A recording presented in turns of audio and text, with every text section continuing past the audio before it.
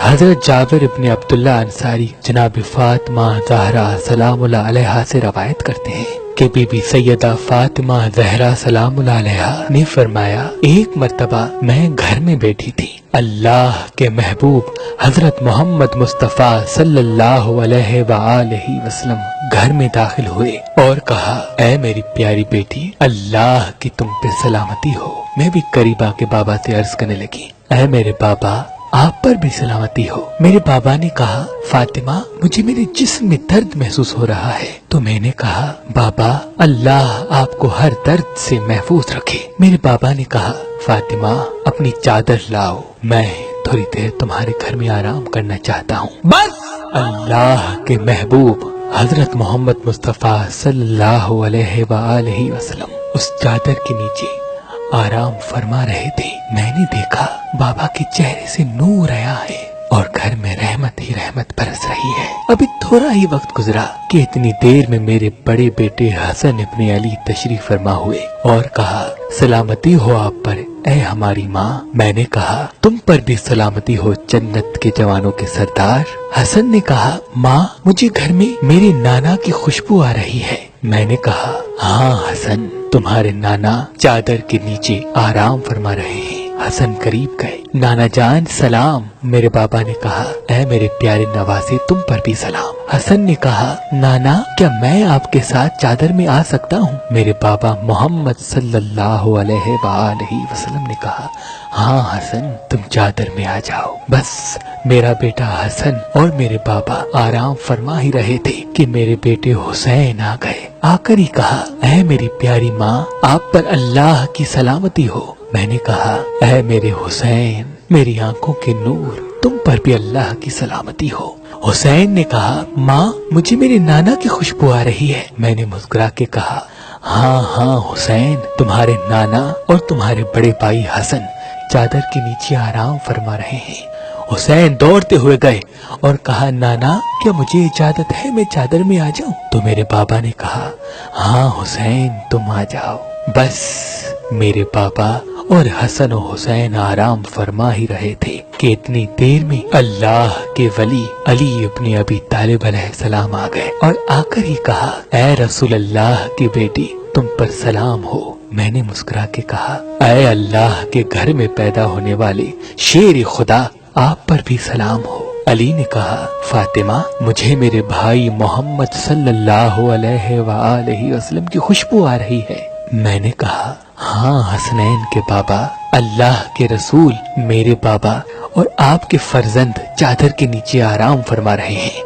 علی قریب گئے اور فرمانے لگے، اے اللہ کے محبوب، آپ پر اللہ کی سلامتی ہو۔ میرے بابا نے کہا، اے اللہ کے ولی میرے بھائی علی، تم پر بھی سلامتی ہو۔ علی نے کہا، یا رسول اللہ، کیا مجھے اجازت ہے کہ میں بھی آپ کے ساتھ چادر میں آ جاؤں؟ تو اللہ کے رسول نے کہا، ہاں ہاں علی، تم چادر میں آ جاؤ۔ بس جب علی، حسن و حسین اور میرے بابا آرام فرما رہے تھے تو میں بھی قریب گئی اور قریب آ کے اپنے بابا سے کہنے لگی، بابا، کیا میں چادر میں آ جاؤں؟ تو میرے بابا نے کہا، ہاں فاطمہ، آ جاؤ۔ بس جب ہم پنجتن پاک چادر میں جمع ہوئے تو میرے بابا محمد صلی اللہ علیہ وآلہ وسلم نے آسمان کی طرف اشارہ کیا اور کہا، اے اللہ، یہ ہے میری اہل بیت، ان کا خون میرا خون ہے، ان کا جسم میرا جسم ہے۔ جنہوں نے ان کو تکلیف دی انہوں نے مجھے تکلیف دی، جنہوں نے ان کو ستایا اس نے مجھ محمد کو ستایا۔ جو ان کے دوست ہیں، اے اللہ، وہ میرے دوست ہیں، کیونکہ یہ مجھ سے ہیں اور میں ان سے ہوں۔ اے میرے اللہ، ان سے ہر قسم کی نجاست کو دور کر دے اور اتنا پاک رکھ جتنا ان کو پاک رکھنے کا حق ہے۔ بس تو اللہ نے فرشتوں سے کہا، مجھے قسم ہے اپنی عزت و جلال کی، اگر یہ 5 نہ ہوتے تو نہ دن ہوتا، نہ رات، نہ زمین ہوتی، نہ آسمان، نہ سورج، نہ چاند۔ میں نے ہر چیز کو ان پنجتن پاک کے صدقے میں بنایا جو اس وقت چادر کے نیچے ہیں۔ تو اتنی دیر میں جبریل علیہ السلام نے کہا، اے میرے خالق، چادر میں کون کون ہے؟ اللہ نے کہا، چادر میں فاطمہ ہے، فاطمہ کے 2 بچے ہیں، فاطمہ کا شوہر ہے اور فاطمہ کا بابا ہے۔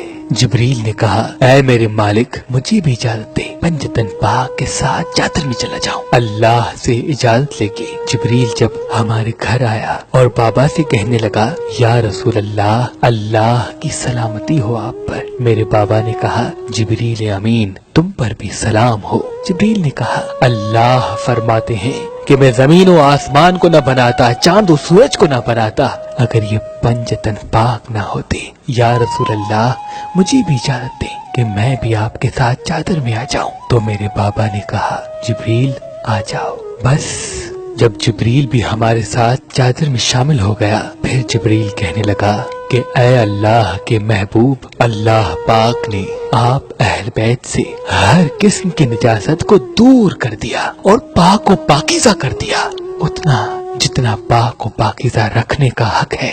تب میرے شوہر علی ابن ابی طالب نے کہا یا رسول اللہ، ہمارا آج چادر میں اس طرح سے جمع ہونا اللہ کے نزدیک کیا مرتبہ رکھتا ہے؟ تو میرے بابا رسول اللہ نے کہا مجھے قسم ہے اس خدا کی جس نے مجھے اپنا نبی بنایا اور اپنے پیغام کے لیے چنا، اہل زمین کی جس محفل میں ہمارے چاہنے والے اس حدیث کو پڑھیں گے، ایک دوسرے کو بتائیں گے، تو اللہ کی رحمت ان پہ نازل ہوگی اور فرشتے اپنے حلقے میں لے لیں گے، اور جب تک وہ بیٹھے رہیں گے فرشتے ان کے لیے استغفار کی دعا کرتے رہیں گے۔ تو اس پر علی نے کہا یا رسول اللہ، خدا کی قسم ہم کامیاب ہو گئے اور ہمارے چاہنے والے بھی کامیاب ہو گئے۔ پھر میرے بابا نے کہا یا علی، مجھے قسم ہے اس خدا کی جس نے مجھے رسول بنایا، اہل زمین کی جس محفل میں میری اس حدیث کو بیان کیا جائے گا، ان میں جو پریشان حال ہوگا